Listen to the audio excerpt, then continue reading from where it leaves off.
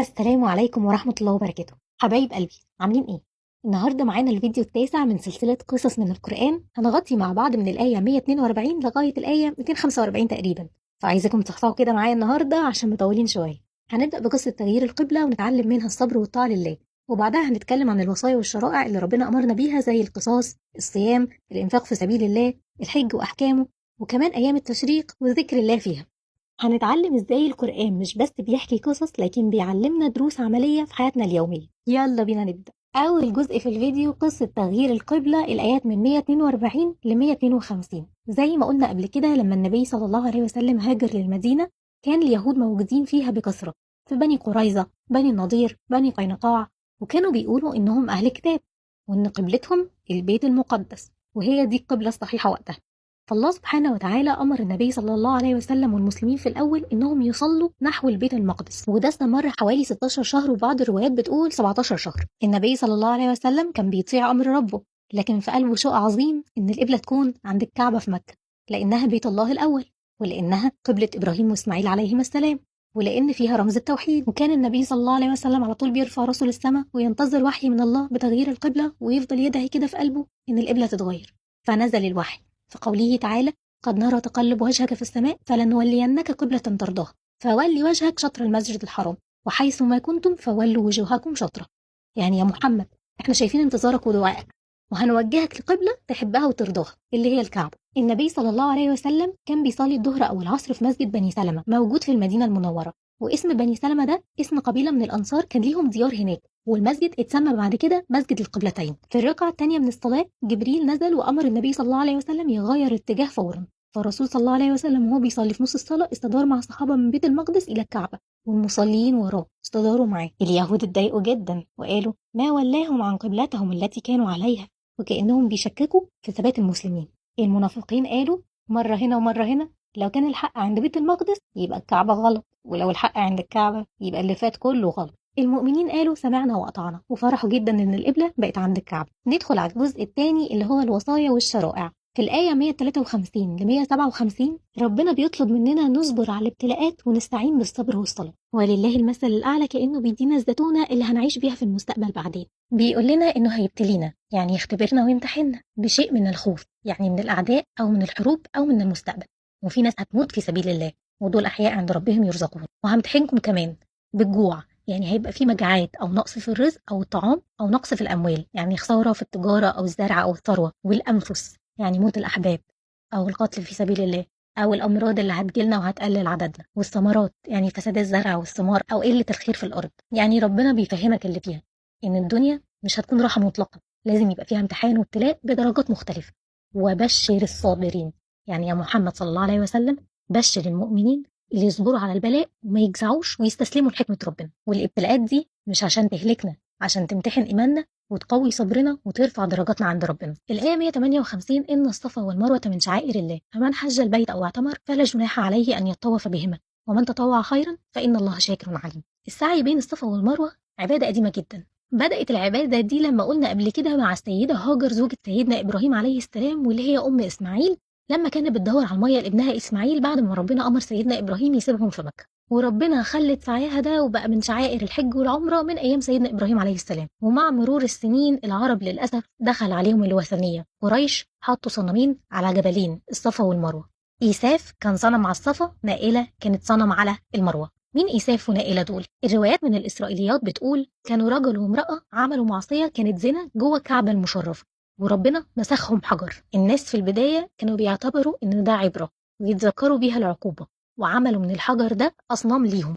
لكن مع مرور الزمن والجهل اتحولوا الأصنام الناس تتمسح بيها وتقدسها. بعد كده لما النبي صلى الله عليه وسلم فتح مكة كسر الأصنام دي كلها اللي كانت حوالين الكعبة، ومن ضمنهم الأصنام اللي كانت على الصفا والمروة. يعني مفيش دلوقتي أي أثر للحجارة دي خالص. فلما جاء الإسلام بعض الصحابة كانوا مترددين شوية، إزاي نسعى في المكان اللي كان عليه أصنام؟ مش كده يبقى شرك. فنزلت آية إن الصفا والمروة من شعائر الله عشان تصحح المفهوم ده. السعي عبادة لله وحده، ملوش أي علاقة بالأصنام. ربنا بعدها بيقول لهم: وإلهكم إله واحد لا إله إلا هو الرحمن الرحيم، إن في خلق السماوات والأرض واختلاف الليل والنهار والفلك التي تجري في البحر بما ينفع الناس، وما أنزل الله من السماء من ماء فأحيا به الأرض بعد موتها، وبث فيها من كل دابة وتصريف الرياح والسحاب المسخر بين السماء والأرض لآيات لقوم يعقلون. مظاهر في الكون حوالينا كلها علامات على وجود ربنا ووحدانيته: خلق السماوات والأرض، تعاقب الليل والنهار، السفن اللي بتمشي في البحر وتنقل المنافع، سفينة كبيرة بتطفو على وش المية وما بتغرقش برغم وزنها التقيل. اللي بعدها شرحها أركميدس بقى وقال لك بوينسي أو بوينت فورس على الأجسام، اللي هي قانون قوة الطفو ووزن الجسم. الكلام ده كله مين اللي خلقه؟ مين أصلا اللي خلق ده؟ المطر اللي بينزل فبيحيي الأرض بعد موتها، الحيوانات المنتشرة، الرياح اللي بتتغير، السحاب المسخر بين السماء والأرض. كل دي آيات علامات، لكن مين اللي بيستفيد؟ اللي بيعقلون، اللي بيستخدموا عقلهم صح. ومن الناس من يتخذ من دون الله أندادا يحبونهم كحب الله. دول بياخدوا أصنام أو بشر ويحبوها زي حبهم لربنا ويعبدوهم ويتبعوهم. ربنا رد في الآية 166: استبرأ الذين اتبعوا من الذين اتبعوا ورأوا العذاب وتقطعت بهم الأسباب. وقال الذين اتبعوا لو أن لنا كرة فنتبرأ منهم كما تبرأوا منا كذلك يريهم الله أعمالهم حسرات عليهم وما هم بخارجين من النار. يعني اللي انتوا بتتبعوهم وفرحانين بيهم دول هيتبرأوا منكم يوم القيامة. كان في ساوند كده مشهور لأحلام، مش فاكراك، تسألني انت مين، ما اعرفكش ولا فاكراك. ده اللي هيحصل بالظبط يوم القيامة، هيتبرأوا منهم. فالأتباع بقى هيقولوا يا ريتنا نرجع يوم واحد دنيا بس عشان نتبرأ من قادتنا زي ما هم اتبرأوا مننا. لكن خلاص يا حبايبي، انتهى وقت الرجوع، أعمالهم هتبقى حسرة وندم وما هم بخارجين من النار. بعد كده تيجي آية بقى: ومثل الذين كفروا كمثل الذي ينعق بما لا يسمع إلا دعاء ونداء صم بكم عمي فهم لا يعقلون. ربنا بيشبههم بقى بالأنعام اللي هم زي الإبل أو البقر أو الغنم، يعني سامعين الصوت نفسه الندى أو الدعاء، لكن هم مش فاهمين أي حاجة في أي حاجة. صم بكم عمي، ما بيستخدموش عقولهم للتدبر. الآية 173: إنما حرم عليكم الميتة والدم ولحم الخنزير وما أهل به لغير الله فمن اضطر غير باغ ولا عاد فلا إثم عليه إن الله غفور رحيم. المرة ناخد نفس التحريم من سورة المائدة: حرمت عليكم الميتة والدم ولحم الخنزير وما أهل لغير الله به والمنخنقة والموقوذة والمتردية والنطيحة وما أكل السبع. ربنا حرم أكل الحيوانات الميتة بدون ذبح شرعي، ولحم الخنزير وما أهل لغير الله به، عشان زمان كانوا اليهود وهما بيذبحوا بيهللوا أسامي أصنام، فربنا حرم ده، وإن لازم لما تذبح تسمي الله وتكبر وأنت بتذبح. أنا فاكرة مرة كنت بسمع للمحفظ الورد اليومي بتاعي، كان اسمه الشيخ عمرو، قال لي يعني إيه منخنقة يا ريهام؟ قلت له اللي ماتت مخنوق. قال لي تمام. طب والموقوذة؟ قلت له اللي ماتت موقوذة. المهم يعني إن هو شرحها لي بعد كده: الموقوذة اللي اتضربت بشدة سواء بعصاية أو حجارة وأدى الضرب ده لموتها. المتردية من فعل تردي، يعني وقع من مكان عالي أو وقعت في حفرة، الوقعة دي أدت برضه لموتها. النطيحة باينة أهي، اللي هي بهيمة بتنطح بهيمة تانية بقرونها فبتموت. وما أكل السبع، يعني اللي افترسه أسد أو ذئب، وده بيبقى جسم فريسة متلوث شوية باللعاب فما ينفعش يتاكل. فالحكمة من كل ده، لقينا أي حيوان مات بدون ذبح شرعي بيكون الدم مكان الإصابة ما خرجش منه، فده بيكون دم ملوث وفيه سموم وميكروبات وبيعمل أضرار صحية. طب والخنزير؟ الخنزير بيعيش في وسط الزبالة والقذارة وبياكل أي حاجة حتى الفضلات والجيف، ولحمه بيحتوي على حاجة اسمها saturated fats، اللي هي الدهون المشبعة، دي بتكون نسبتها عالية جدا، نسبتها مش زي اللي في السمنة والزبدة، لأ، والنسبة العالية من الدهون المشبعة دي بتزود الكوليسترول الضار فبتضر القلب والشرايين، وممكن كمان تنقل طفيليات أو أمراض خطيرة زي تينيا سوليوم اللي هي دودة الشريطية، أو التريكينيلا، فدي برضو من الطفيليات المش كويسة. فربنا مش بيحرم أي حاجة عبثا يعني. الآية 177 جميلة قوي بقى، ترد على المنافقين واليهود اللي كانوا زعلانين فوق إن القبلة اتغيرت وبيشككوا المسلمين في دينهم. ليس البر أن تولوا وجوهكم قبل المشرق والمغرب. البر مش مجرد إنك تصلي وتوجه وشك ناحية اليمين أو ناحية الشرق أو ناحية الغرب، يعني العبادة مش حركات شكلية، لكن البر من آمن بالله واليوم الآخر والملائكة والكتاب والنبيين. ده البر الحقيقي، إنك تؤمن بالله، اليوم الآخر، الملائكة، الكتب السماوية والأنبياء كلهم.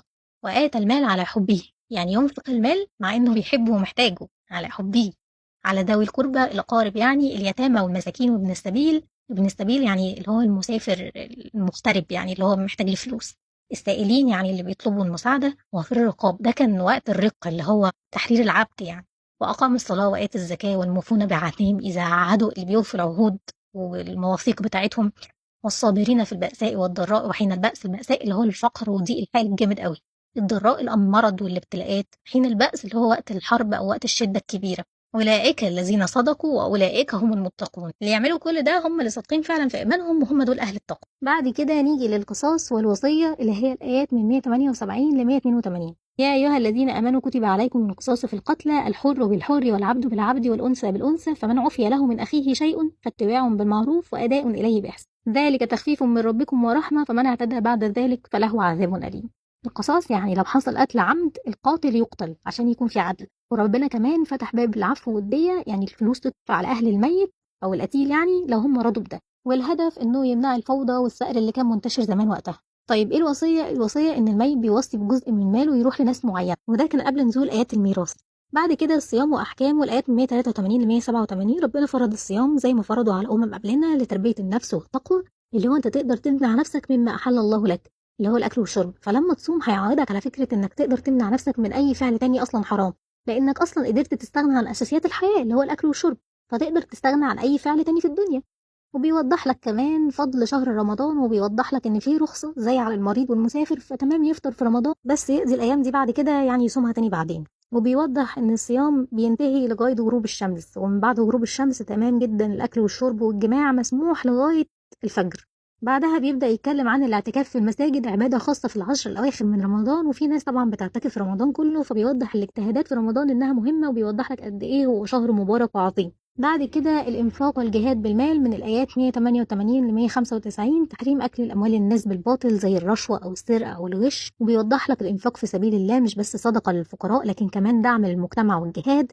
وبيحذرنا من البخل اللي هو ولا تلقوا بأيديكم إلى التهلكة، يعني ما تسيبش المجتمع ينهار بسبب بخل أو ترك نفقة. وبعدها ربنا بيوضح الحج وأحكامه في الآيات من 196 ل 199، وإن الإحرام مش معناه اللبس الأبيض بس، لا، نية الدخول في النسك مع لبس الإحرام. بمجرد ما الإنسان يقول لبيك اللهم حجا أو لبيك اللهم عمرة يبقى محرم، يعني داخل في النسك. بيوضح لك كمان معنى الهدي اللي هو ذبح الأنعام، غنم أو بقر أو إبل، بتتذبح في مكة، والهدف شكر الله على تمام النسك أو إطعام الفقراء. يعني محظورات عندنا طبعا ممنوع الجدال والفسوق، يعني مفيش خناق، مفيش سب، مفيش جماع في الحج. ومن المحظورات اللي اتذكرت برضو في مواضع مختلفة إن قص الشعر، قص الأظافر، الصيد. بعد كده بيوضح لك فضل ذكر الله في أيام التشريق اللي هو الآيات من 200 ل 203. بعد أول 10 أيام من ذي الحجة اللي بيستحب فيهم الصيام، عدا طبعا يوم العيد نفسه اللي هو اليوم العاشر، بتيجي أيام التشريق بيكون 3 أيام بعد عيد الأضحى اللي هم يوم 11 ويوم 12 ويوم 13 ذو الحجة، بعد يوم العيد يعني. ويقال إن هو اتسمى التشريق عشان كانوا بعد الذبح أول يوم العيد يعني كانوا بيحطوا اللحمة في الشمس بعد ما يملحوها عشان ما تعفنش. الأيام دي بنعمل فيها إيه؟ الإكثار من ذكر الله، التكبير والدعاء. وفيهم بقى بيرمي الحجاج الجمرات، الثلاث جمرات، الجمرة الصغرى والوسطى والكبرى. بيكون وقتها الحجاج موجودين في منى، وبيكون دي رمزية رجم الشيطان، فمن تعجل في يومين فلا إثم عليه ومن تأخر فلا إثم عليه. يعني الحجاج ممكن انه يرمي الجمار في اليومين الاولانيين اللي هو من ايام التشريق 11 و12 ذو الحجه متعجلا، يعني ما يستناش اليوم الثالث ولا يسأل عن هذا التعجل، وما بيكونش عليه اي اثم خالص. ومن تاخر يعني الحجاج اللي بيأخر الرمي الى اليوم الثالث 13 ذو الحجه ده جائز ايضا، وبيكمل رميه في اليوم الثالث. ليه اصلا بنعمل ده؟ علشان دي بترجع لقصه قديمه، الشيطان كان بيحاول اغواء ابراهيم واسماعيل عن طاعه الله وقت ما كانوا بيبنوا الكعبه، فكل ما كان بيجي الشيطان لاغوائهم ربنا كان بيأمرهم انهم يرجموه بالحجاره. وطبعا في الثلاث ايام دول ما ينفعش فيهم الصيام، حتى لو في ناس متعوده انها تصوم يوم 13 و14 و15 مش بنصوم يوم 13. بعد الحج بيجي لنا بقى وصايا عامه في القرآن، فربنا بيحذرنا من المنافقين، كلامهم بيبقى حلو لكن افعالهم وحشه، بيفسدوا في الارض. دعوه للمؤمنين ادخلوا في السلم كافه، يعني خليكم في الاسلام كامل، مش تختاروا اجزاء وتنسوا اجزاء. بعدها بيحذرنا من الشيطان وعداوته، وبيذكر حال الامم السابقه اللي عصوا وتعاقبوا. بس كده خلصنا النهارده.